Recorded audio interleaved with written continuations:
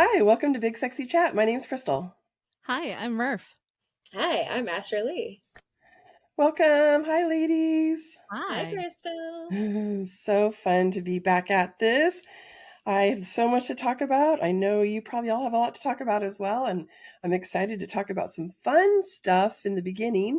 I want to talk about this lovely compliment we got from a listener who listened to our Fat Rights, Our Human Rights episode recently that we just pushed out there. Her name is Angelina, and she owns a plus size consignment store in Columbus, Ohio. It's Ooh. called Plus Size Pretty, and she said I could mention her name and her store. And she gave us the most amazing compliment. And I thought it'd be so fun for everybody to read. And by the way, we have some new, reviews on Apple, and we have some amazing reviews there too. We have over like 250 reviews now. But she said, Angelina from Ohio said, I recently listened to your podcast episode, Fat Rights Are Human Rights, and I was completely blown away. Thank you for being so damn relatable. Please let me know if you're ever in Columbus and I'll take you out for coffee or drinks. Well, drinks. I don't drink coffee.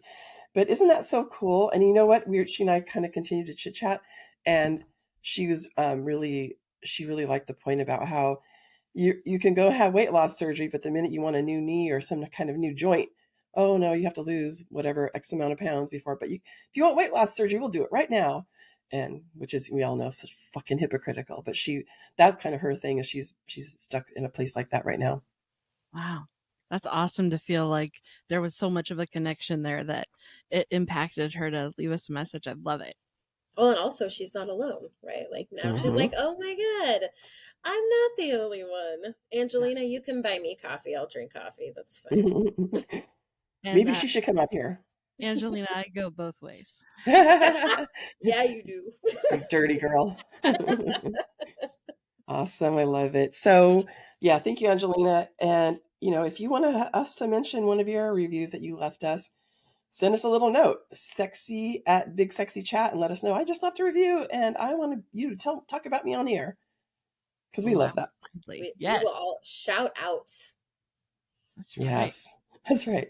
Anyway, that's really nice. And thank you. Because, yeah, we love hearing the feedback because we do this for you guys.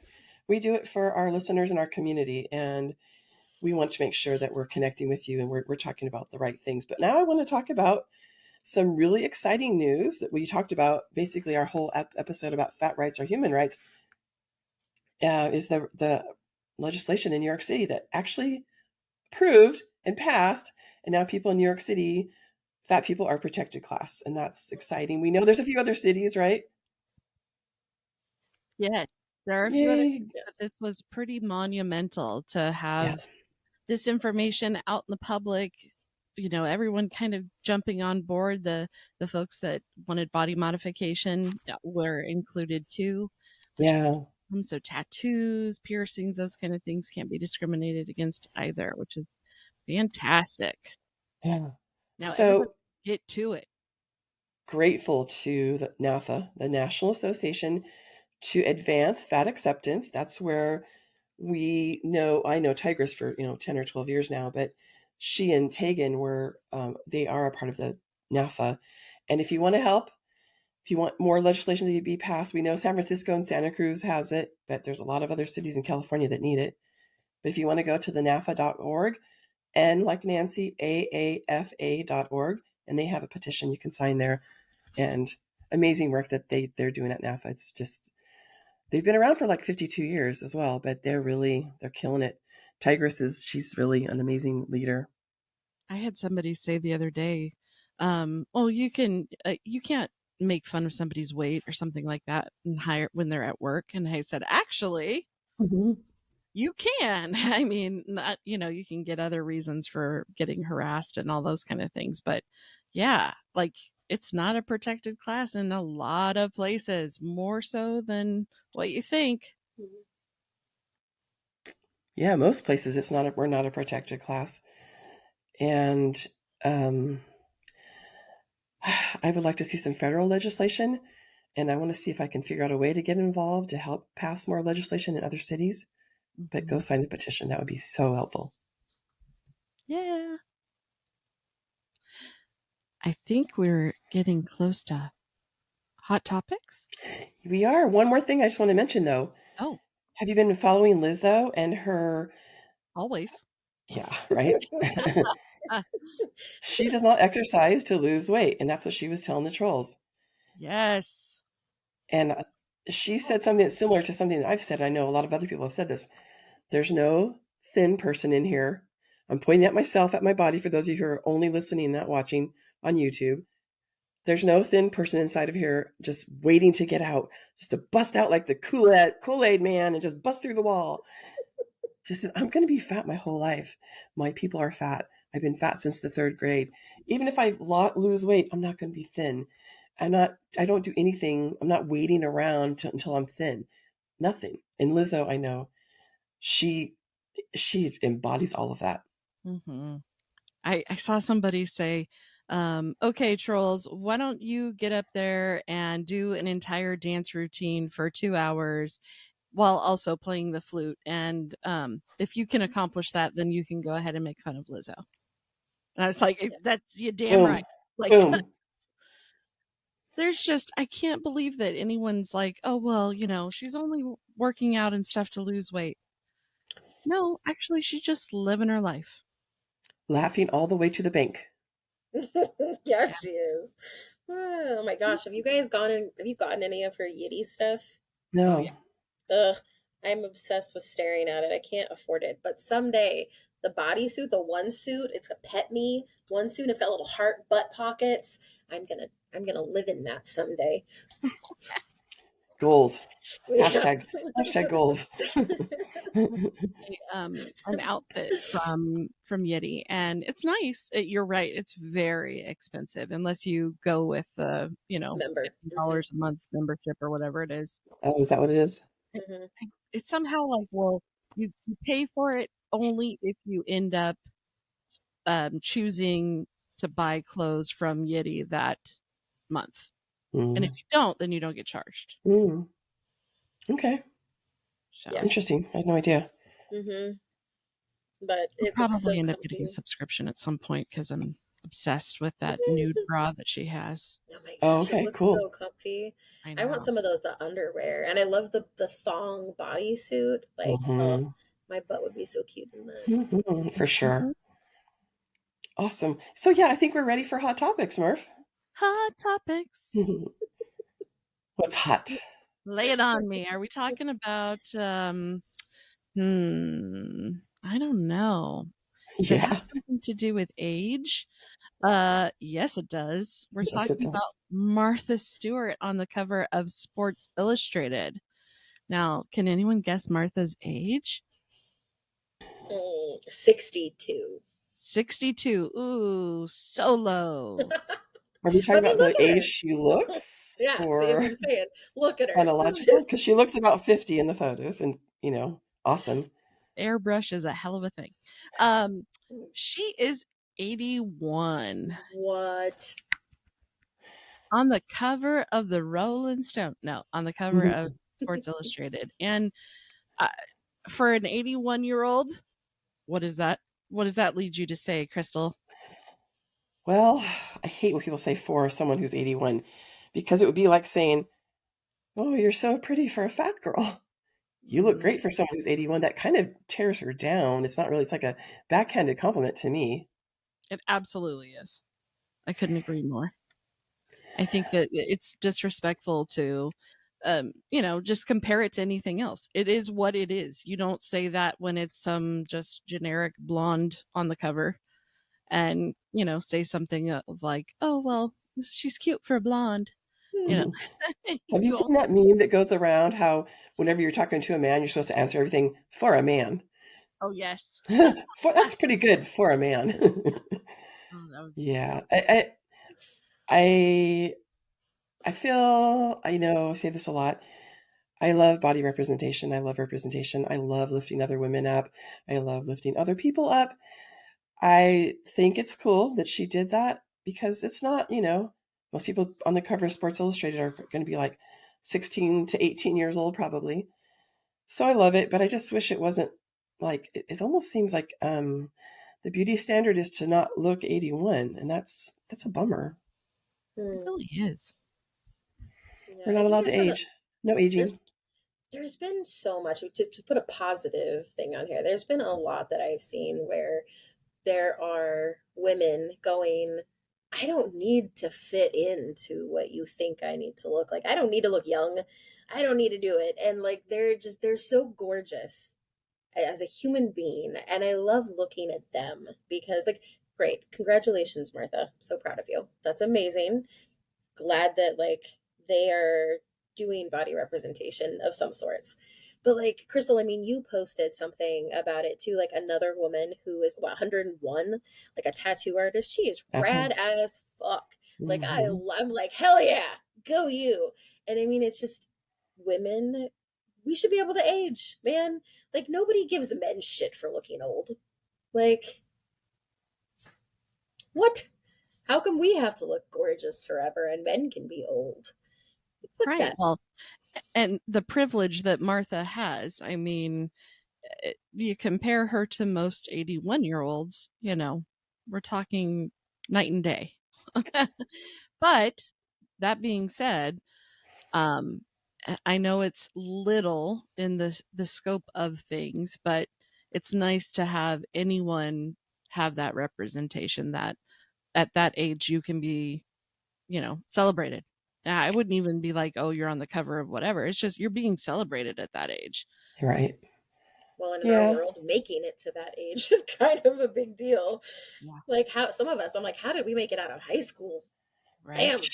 That I feel like the cover also centers her thinness, Mm-hmm. her whiteness, her privilege to, get 4 or 5 facials a week, her, I don't know, not the right things, but I am grateful. So I don't want to sound like an asshole because I am grateful for any representation. Like I said, just wish it could be a little more.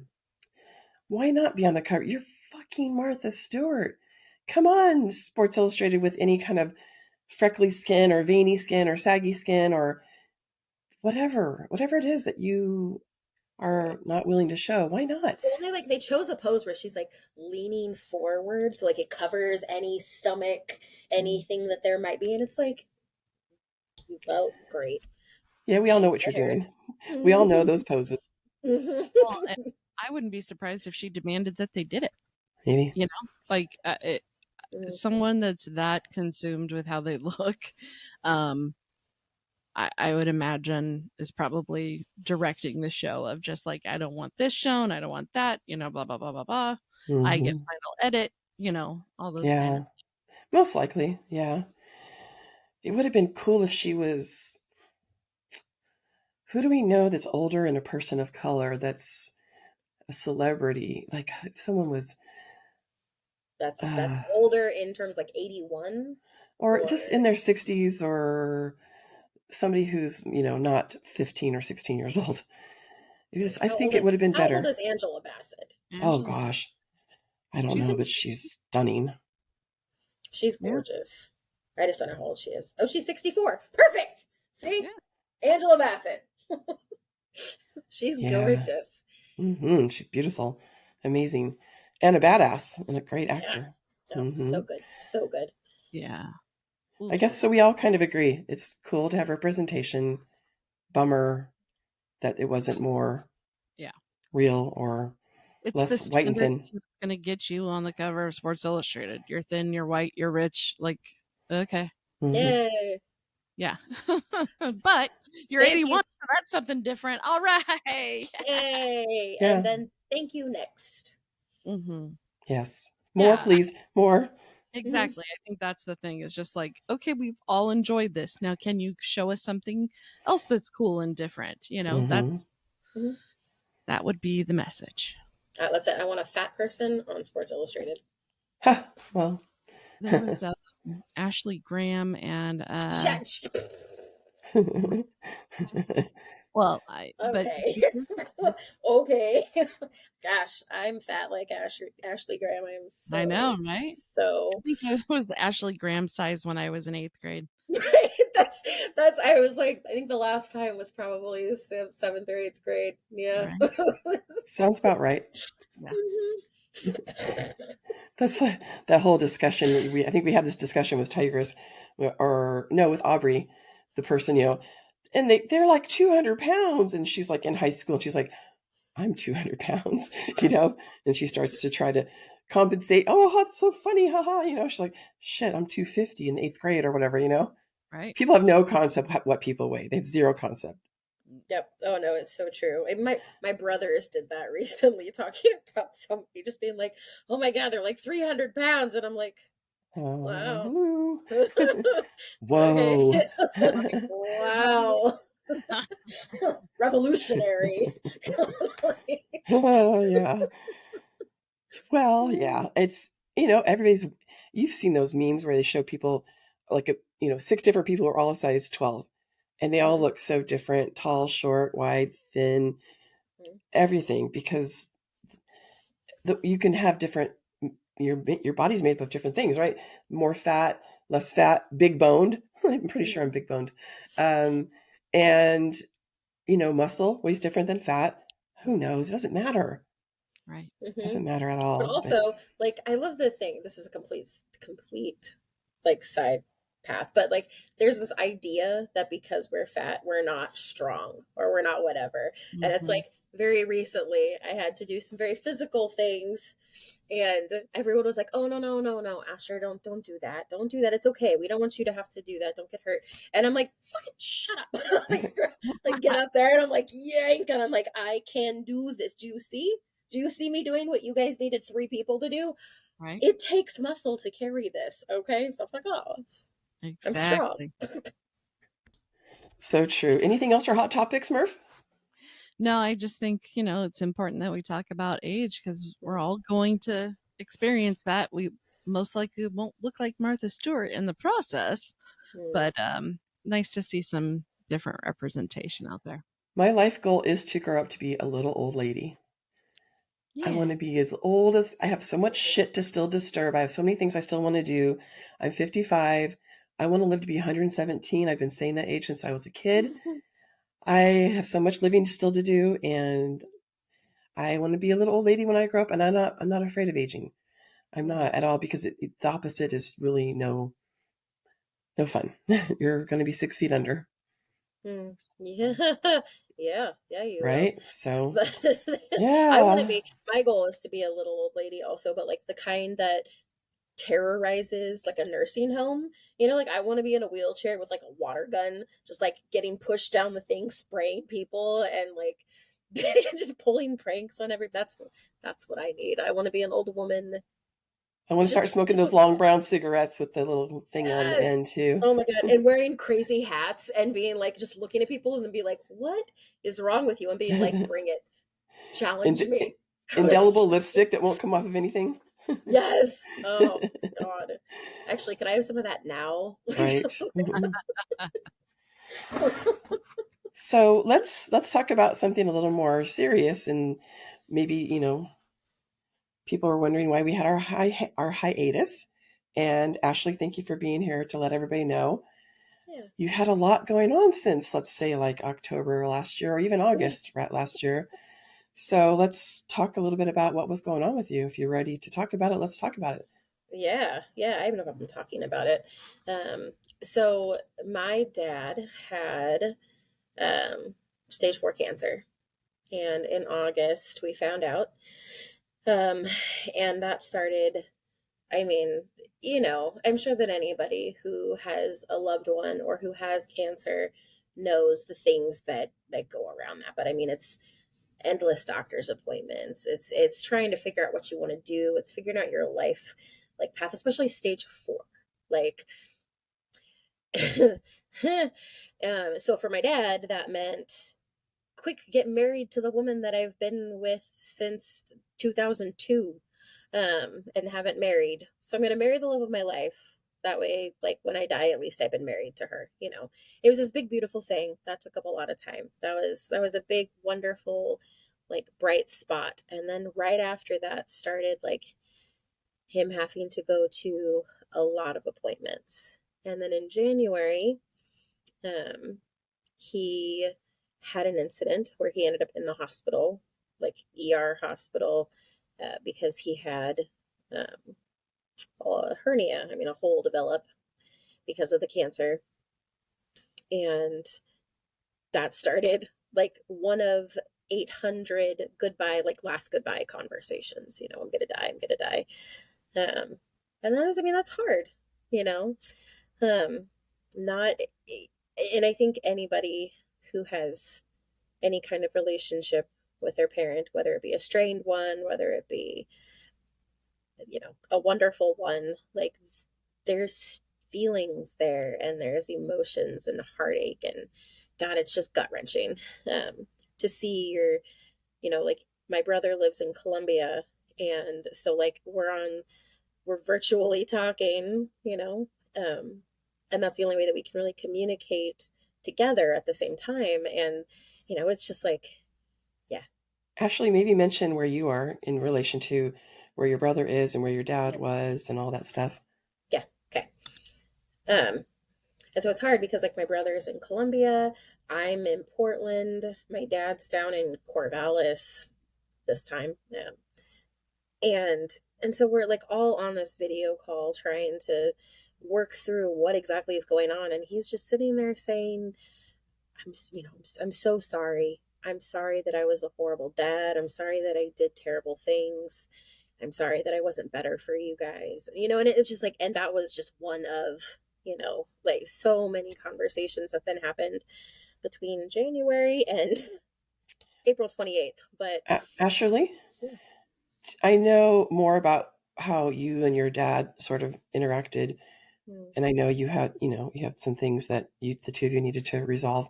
But was that the same for your brother?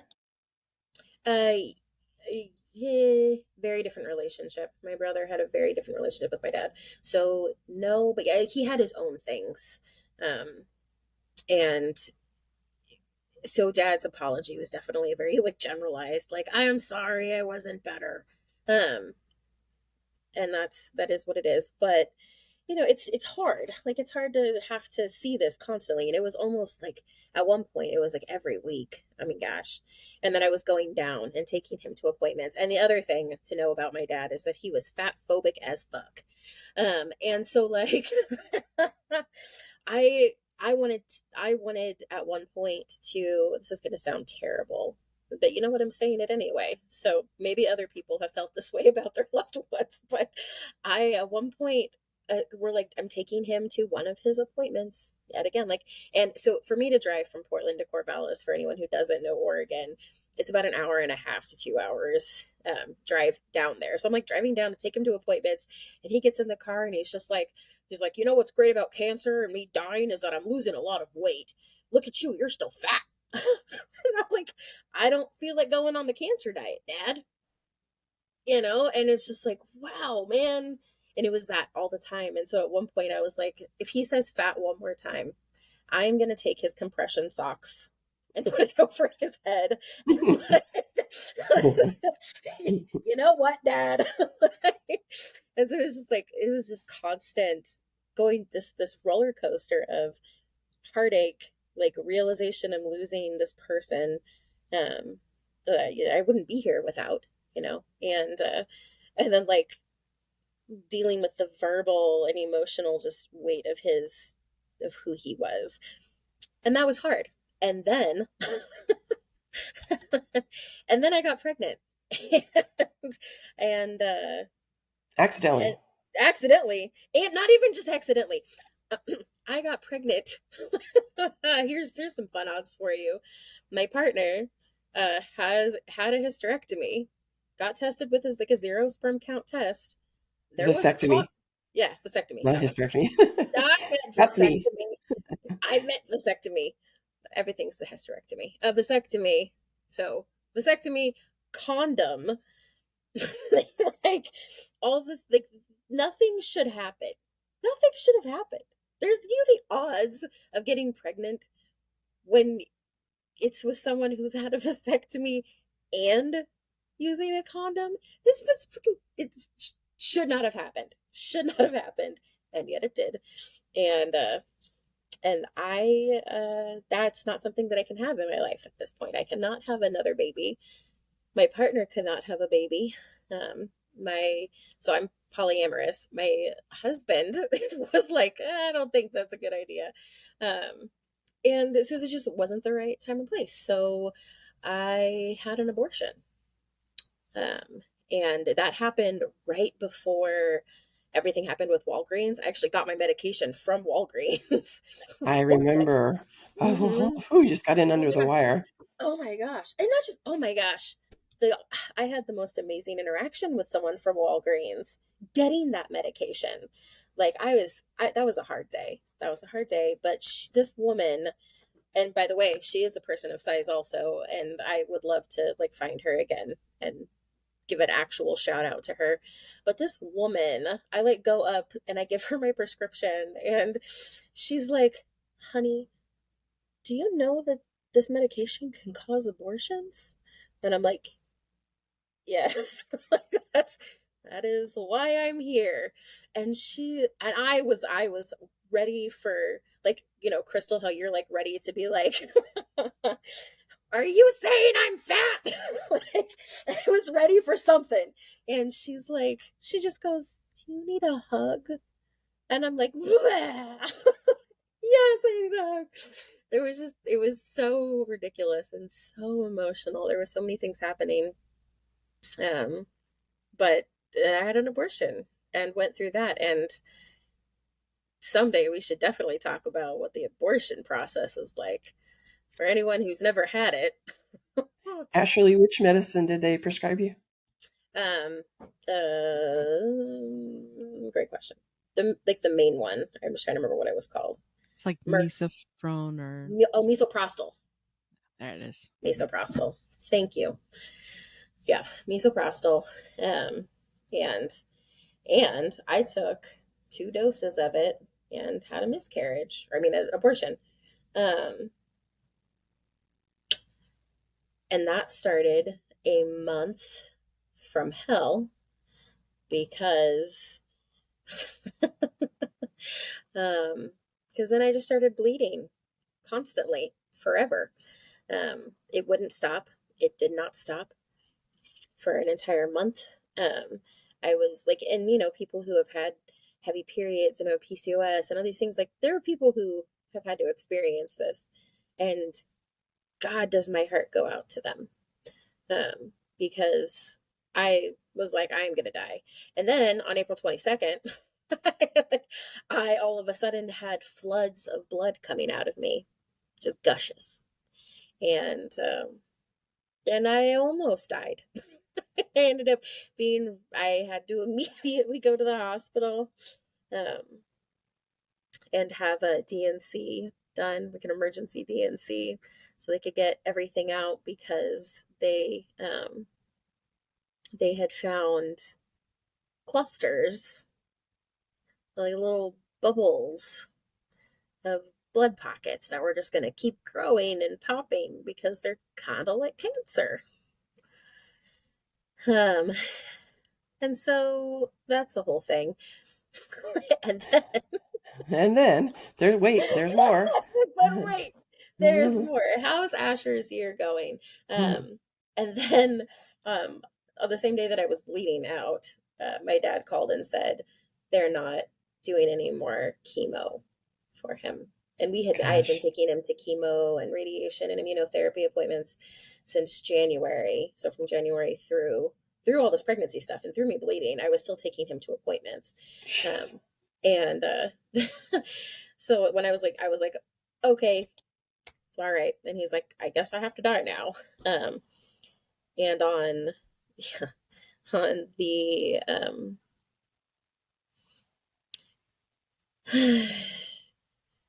few weeks later, Mhm. he was doing really, really bad, and my stepbrother called me and my brother, and was like, "You guys need to be here because he's gonna die." Mhm. So my brother flew in from Colombia. I was airport shuttle between Corvallis and Portland for ages. So many drives to the airport. And we took care of my dad for the last week of his life. Um, it solidified that I never want to be a nurse. Mhm. Yeah. I don't want to. I don't. That is not my calling. In a way, and it feels like a privilege in a way where when you're with somebody as they're dying, you get to tell them how much you love them, like every day. And to me, that was a privilege. I got the privilege of taking care of my friend who was dying. But I was just going to say, um, as a person, and I know Merf feels this way too.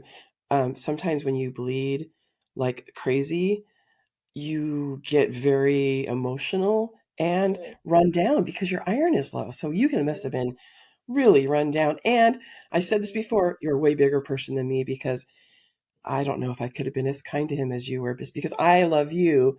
And I've heard you say what a fat phobic asshole he was. May he rest in peace. Don't want to talk badly about the dead, but I will. I've it already hurt talked my badly heart, about him. you know? Yeah. Yeah. No, I I mean think he wasn't just fat phobic. I mean he was fat phobic. He was abusive. He was raised by damaged people. He was a damaged person. He continued to do damage. My like entire goal in life has been to not be like him. And that's actually one of the things that he said as he was dying. One of the times was, "Don't be like me." And I'm like, "Dad, I assure you, my entire life has been devoted to not being like you." So hey, mission accomplished. Aren't you proud? one thing you did right, Dad. Can I get my pat on the back now, Dad? Like, My right here. fat ass did. Here's my fat shoulder you can pat. But, but yeah, no, it's still, there's a lot of emotions through all of it. I mean, right? Like, how can somebody possibly like go through their parent dying a very long, like, anticipatory grief, man? I tell you, that's a thing. Um, and then like grieving my own like pregnancy and then like almost dying. So I am very sorry Add to that on. all of our listeners for not getting our episodes out. I assure you, Crystal and Murph were on top of it. I was dying. And we said, hit the brake, everything stops. We don't do that. Family's more important. Yeah. Yeah, you're way more important than any podcast that we ever do. And we couldn't do it without you. And yeah, and I'm very proud of you and just knowing you that you're a person that has that kind of a open, big heart like that. I'm proud to call you a friend because, like I said, I think you're a way better person than me because I'm not sure I could do that. But yeah, I'm really sorry, Asherlee. It's just, and I'm sorry about both things. I know it was very emotional. It's still emotional. It's a lot. It's still emotional. Yeah, well, and I mean, then, I mean, we took care of him up until his last breath. And I don't ever want to hear the sound of somebody gargling ever again because that see, that's going to make me cry. Just that sound. But you know what, here's a funny thing to add to it. Death secretions are terrible for anyone who's ever heard them. Just fucking horrible. And I'm sorry for anyone who might be hearing them now from a loved one. I would honestly recommend to just not, if you can not. But my stepmom and I were watching the Whitney Houston movie on Netflix. So my dad's bed, his hospital bed, is like in the living room. And like then there's two chairs and then there's the TV. And so we're just like sitting there and he's got his death secretion breathing happening. And I mean it was hard. And so like we're watching Whitney Houston sing, right? I mean, not Whitney Houston, but the actress who played her, who was wonderful, by the way. It was just like, and then my dad's like, oh, will always love you.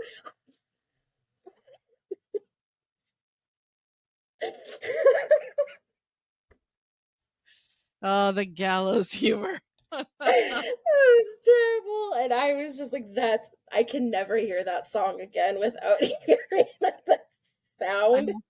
I have to tell you, so my dad died, and I think everybody really expected me to super freak out because I have OCD. And so what happened that I became OCD is because of multiple deaths over a very short span of time. And so everybody's kind of like, oh, okay, kitty gloves to me. And we're sitting in the mortuary, and the guy's like, okay, you get this with the cremation, you get this. And he's like explaining everything. And he goes, and so this is the basic box. I'm just going to tell you straight out the gate, it's pretty janky. And when he said that, I did exactly what you did, Asherlee. I laughed, so I like air out of my mouth, started dying laughing. Like, I was just like, he just straight said the box are gonna burn my dad is janky. Did you tinkle? Oh, dude, I laughed so hard. And I got my mom and my brother laughing. It was worth it. But it's those moments where it's a horrible, horrible thing, and yet, Whitney Houston is singing at the top of her lungs. And that's right. It is. There's just like little moments that it's funny you mentioned that. When we went to the mortuary, my sister-in-law, and I were that was hard. That was really hard because we had to go, and that was like our final viewing of my dad. And I went in and I read him the obituary that I wrote for him, and then I yelled at him. And I told him how fucking mad I was, like everything, just everything. And I walked out, cried, and I was like, I don't know, that was fucking horrible. I never wanted to go to the car.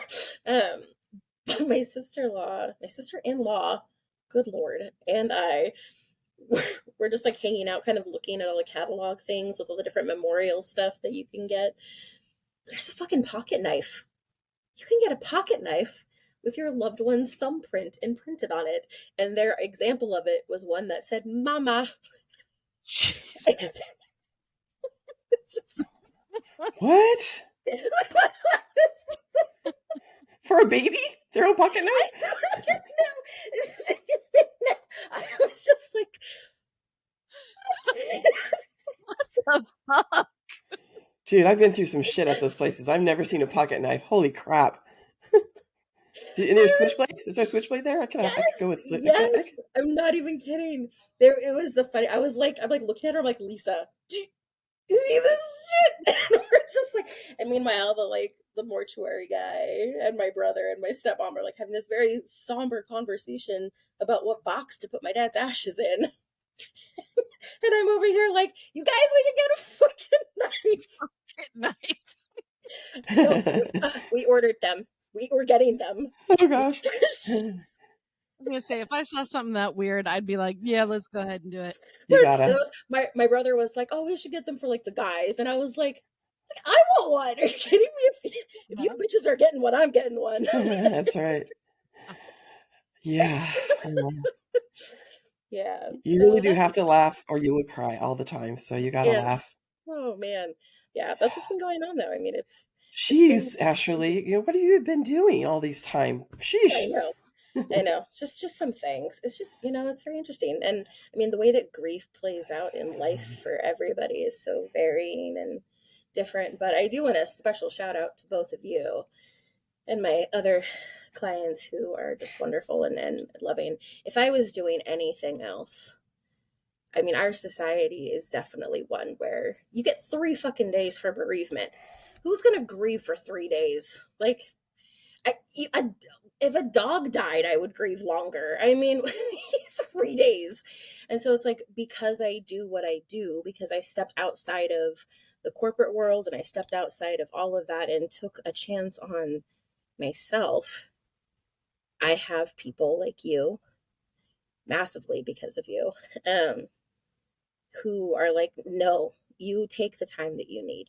You do what you need to do. And that is a privilege. It's 100% a privilege. And like, I don't know I don't know where I'd be without that ability. So it's hard. We're thrilled that we have you on our team for sure. I just want to say one thing about grief and stuff, and maybe if somebody needs to hear this. First of all, we all know that our culture is very grief illiterate, right? And unfortunately, I've had a lot of experience with it, profound loss in my life.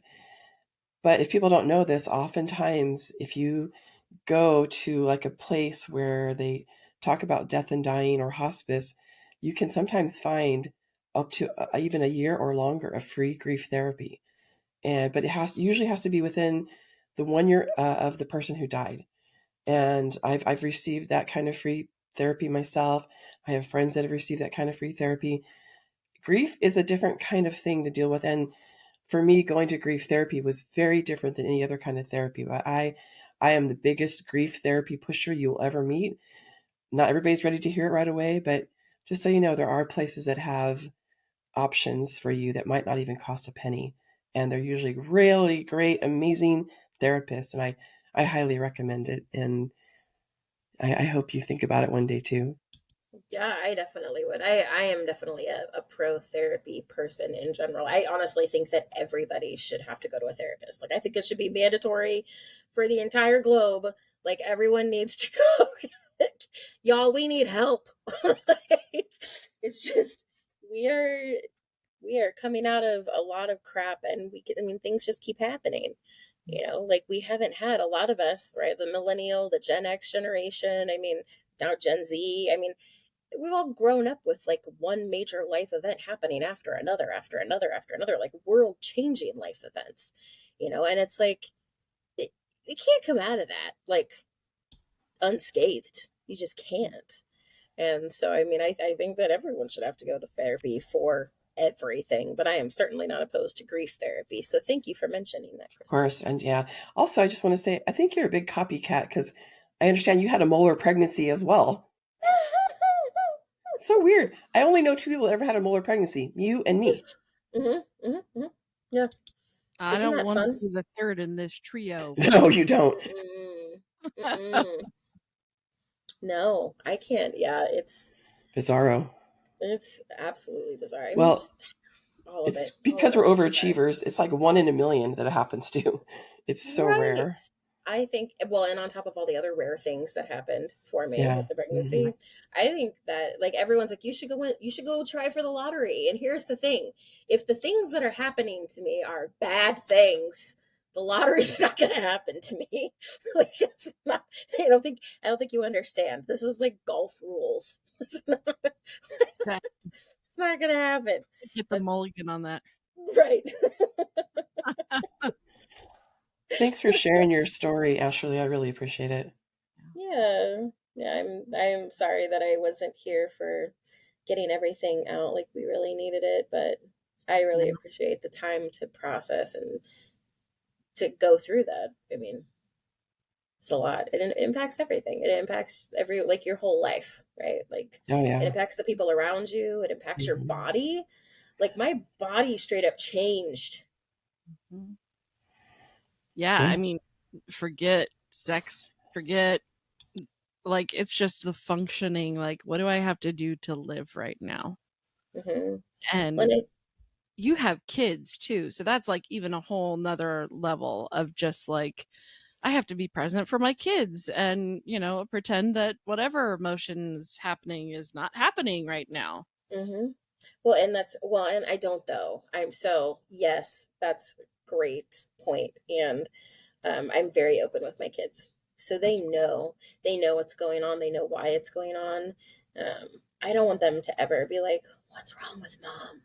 Yeah. I want them to know, hey, because it's a real thing. Like, they're gonna go through stuff also, and it's like, I think that them knowing, this is just, and no shade to any parent who parents differently. This is just like how I do it. And I am very much like, this is what's going on. This is why it's going on. Like they know about everything that happened with my dad. Like, I was like, this is why I'm sad, and this is why I'm angry, and this is, like, explaining the emotion, explaining the thing, and then going, so it might be difficult for me to engage with you with as much patience as I normally do. So please understand that. And I know it's difficult, but thank you for being here with me through it. And like, we had a lot of those conversations, a lot of them. And the kids were really great through everything, I think, because of that. But yeah, I'm And big you on. really proved dad wrong because, damn, that's exactly mm-hmm. what you should be doing. And you broke the generational trauma. That's pretty fucking cool, Asherlee. Gold star for me. That's right. But it does. I mean, it does. It impacts everything, not just and the kids. It impacts relationships. There was a guy that I was like he was kind of a partner through this whole thing. Dude was here through everything, like up Stephen. until no, Oh, Stephen of course was here. yeah. Fuck, Stephen, my husband is a godsend. That human, he is the best fucking human alive. He has been here through everything and then some. But I mean, like being polyamorous has the benefit of like there's also other people who are, here to support and provide an outlet, right? Because there's times when Steven's at work or there's, he's got his own thing.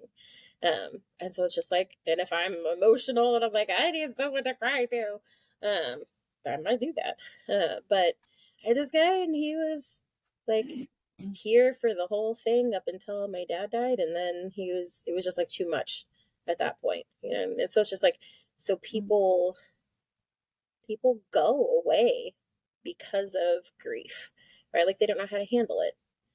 And then like your own body changes and your desire to have sex or to feel sexy or to do anything, and maintain relationships and maintain friendships and like there's so many things you have to do while you're also grieving. You damn human, you. I know. Fucking humans. It's just so much. Oh, it's so much. So, you know what? Here's the thing. For anyone who's listening, who's ever gone through any fucking thing, like, give yourself some space. Give yourself some grace, and tell your work to fuck off for like one extra day. Lay in bed. At least one extra day. I love that you started taking mental health days, Merf. I know. It's just so important. You have to have the ability to stop and process, and we don't do that anymore. It's constant. Everything is, round the clock. Here in Silicon Valley, which is where I am, it's starting to become more common with tech companies that allow people to take a mental health day. Even like Cisco, Facebook, is that whatever they're called now, Oracle, you don't have to take it as vacation time. It's like, I need a mental health day. And there's no stigma attached to it. And it's encouraged. CEOs and VPs are taking their mental health days. So I'm happy to see that changing. It's not enough yet, but yeah, sometimes you need one. I think one of the cool things is that I also I've seen that in schools. I didn't even know that was like a thing that was happening. And I called, Addie woke up one day and Addie's just like, Mom, can I have a mental health day? And I'm like, okay. I call the school and I'm like, hey, she woke up. She just wants a mental health day. And they're like, okay. And they excused it. Are you kidding me? That's awesome. Does that mean I could have been asking for mental health days when I was in high school? Like, was this always a thing? When did that happen? I wish, but no.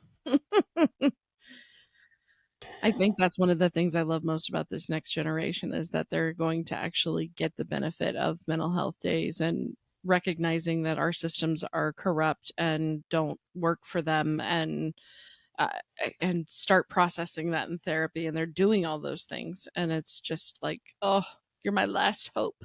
I love Leia, like Obi-Wan, right. like you're my only hope. Seriously. I love that they're prioritizing their mental health and they're not working 80 hours a week. They're like, oh, nope, done my 40. I love that. Like that soft quit thing. There's hope. There is hope, Merf. I know. I feel it. It is. I'm telling you, it's the thing that like, okay, it's going to be okay. 2024 is just around the corner and they're going to come in and they have no idea how many young kids are going to vote. And yeah. So having said all that, are you ready? Are you both ready to switch gears and talk about our a vibe of the week?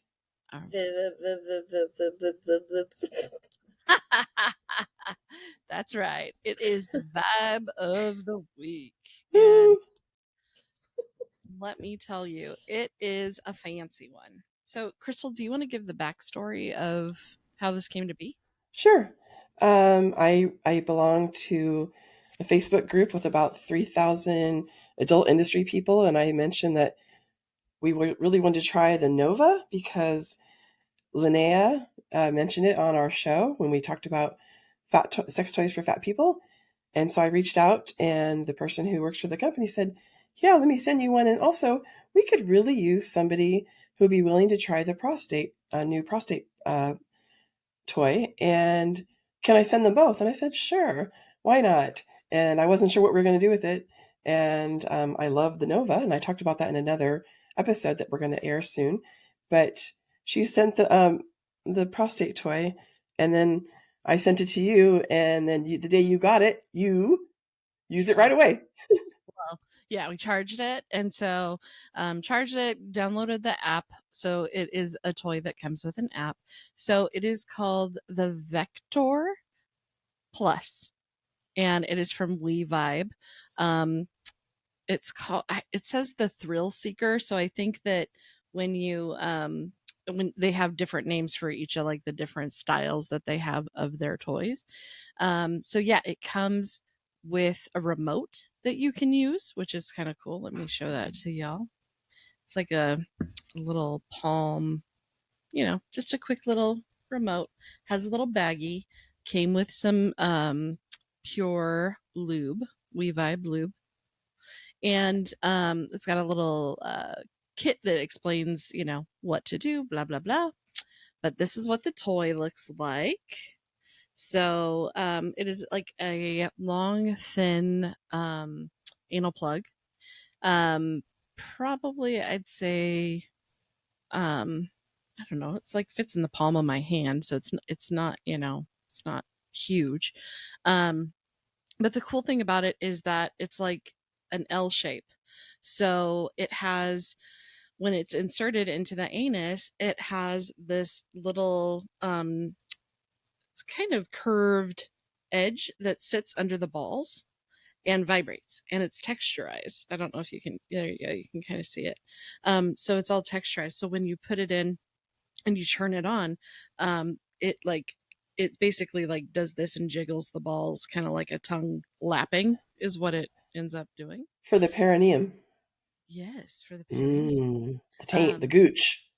It does, but it does kind of hit on the balls. Like they Okay. talk about it in there about that. But yeah, it does. And especially if you lube that area all up and like really press, it's a good way to hold it. So like if you used your thumb like that. Here's my thing. I don't like the plug.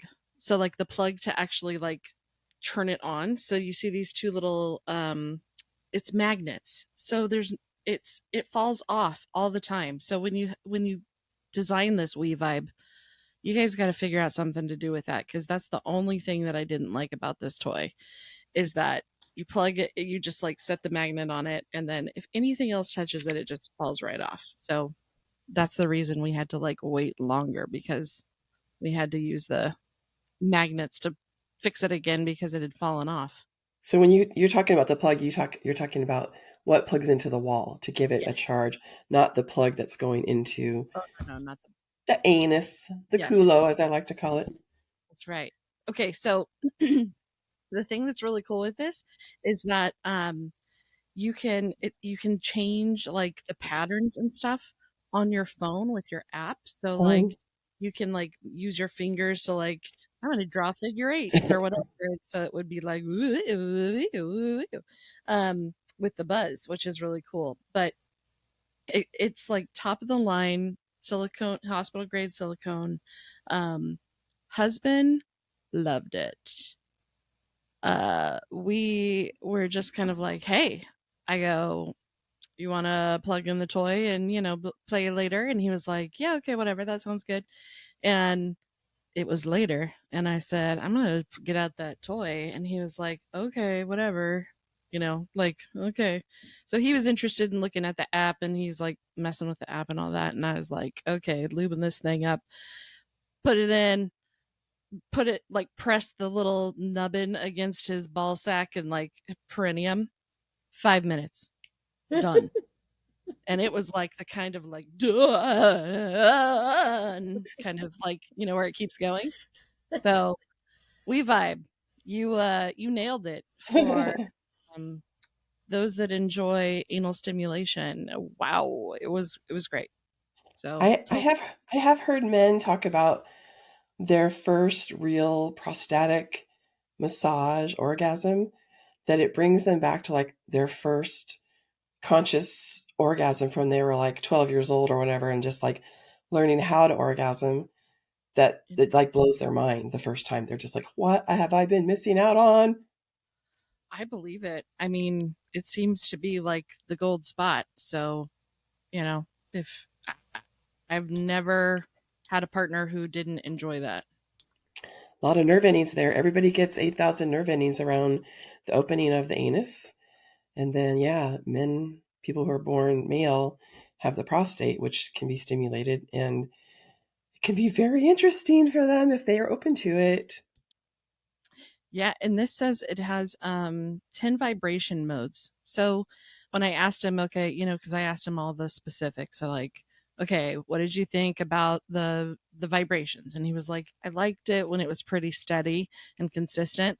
So he didn't like the ones that had like the, you know, brr, brr, you know, so that's got that space in between.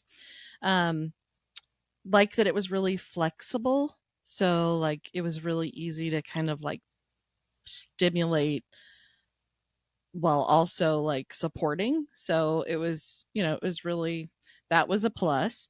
Um, and it says that it's an adjustable shape, and that's what I meant with the flexibility. So we went to Hustler probably 2 days later, and I looked to see how much this cost, and it's a very expensive toy. So I mean, it is a very high grade, um, very yeah. It's a very nicely made, good quality toy, and it's worth the money if that's if you regularly enjoy anal stimulation. This is a fantastic buy. And just because it's called a prostate stimulator, anybody can wear it. Oh It's yeah, it's a it's yeah, anybody can wear it. Anybody with a butthole. absolutely. Well, and Anybody with a bottle. honestly, you could use this for clitoral. I mean, you could because the little L shape, the top part of it, it would hit your clit while the bulb is inserted. So I mean, it absolutely could be a vaginal toy if you wanted it to be. Absolutely. One thing when I was doing all those home parties, I would suggest to people, if you're going to use it up anybody's butt, go ahead and put a condom on it, just because it's easier to sanitize later. And if you over time, things are going to just build up on it. And of course, you can sterilize it and all that stuff because it is medical grade silicone. But putting a condom on it can really help anal toys to last longer and not get just a little weird. Sometimes it might get discoloration, or sometimes the lube can discolor it. But I think they gave you the really good medical grade lubricant from Pure. So they know what they're doing. They're in Canada. I think they're a Canadian company made in China, but they come out of Canada from the designers. Yeah. Well, and the app is just next level. I mean, you can So cool. yeah, you I can love it. be anywhere and it goes. I mean, it's cool. Yeah, and you could add your partners in there. They can control it for you, and it's amazing. And it's for all of their toys. So it's not even just that one. I mean, it's on the Nova, the Moxie Mhm. has it. Any of their toys connects to Yeah, their app, and you can have people connect to it and control it for you. And you can have, I mean, you can control it from anywhere. It's one of those where you can the Moxie is wearable, so you can yeah, clip it. There's like a little magnet, and you clip Oh, it to nice. your underwear, so it just stays on your clit. And the people, you could just be walking through the store, and your husband could have the remote and be like, "Boop boop."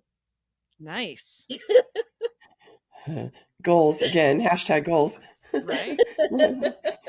I love it. So out of 5 stars, you're saying, like, are you thinking like 4.5? You just don't like the way it charges up from the Well, electricity? just the charger port. It's if they could do something different with that, I'd be all about it. So yeah, 4.5 stars. I think probably they make it that kind of charger because there's nothing where, like, a lot of times the toys have like those little plugs that you like would plug in your headphones to your cell phone. They probably don't want places where things could hide Yeah, bacteria, could be harbor bacteria. yeah. My And guess. no, and I totally agree. I would get that. That makes sense. It's just it doesn't Maybe if they could get a stronger magnet. That's what I was gonna say. I was like, maybe if it was a strong magnet. I didn't have any issues. My charger's the same as that for my Moxie. Yeah. It like I haven't had a problem with it falling off, but Nice. it's a smaller toy. So like it could be the weight that could knock it off. I mean, well, and I got a lot of shit plugged in. So. I own a lot of sex toys, so you know.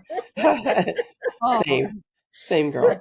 Oh my gosh, Crystal! I want to tell you, the other day, both my husband and I were trying to go at it, and both like my main toys were just dead, and I was like, because apparently like grief does things like also sometimes make you horny, but I was so sad, and I was like, all I could think in my head was like, this is where Crystal would insert if you had the Hitachi wand, you could just plug it in and you wouldn't have to wait for it to charge.